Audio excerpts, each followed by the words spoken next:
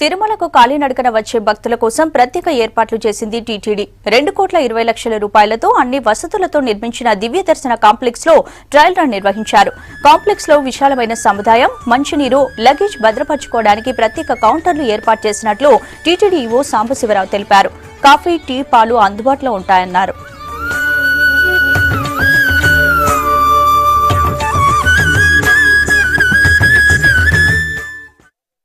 తిరుమల వచ్చే శీఘ్ర దర్శనం భక్తులందరికీ కూడా సులభంగా ఉండాలి. వాళ్ళ టికెట్ స్కాన్ చేసే చోట కానీ వారు నడవాల్సిన దూరం కానీ ఎక్కువ ఉండకూడదనే ఉద్దేశంతో ఇలాంటి సముదాయాన్ని నిర్మించడం జరిగింది. తద్వారా అక్కడ భక్తులందరూ కూడా లగేజ్ డిపాజిట్ చేయడము, టికెట్ స్కాన్ చేయించుకోవడము, మిల్క్, కాఫీ తీసుకోవడము, ఈ ఫెసిలిటీస్ అన్ని ప్రొవైడ్ చేయడం జరిగింది.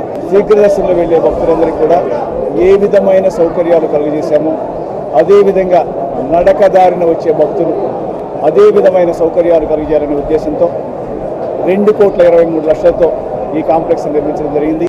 మరి భక్తులు ఇక్కడ ఈ కాంప్లెక్స్లోకి రాగానే ఒక చక్కటి ఆహ్లాదకరమైన వాతావరణం ఉండాలనే ఉద్దేశంతో ఈ కాంప్లెక్స్ని మనం నిర్మించడం జరిగింది. అవసరం ఉంది.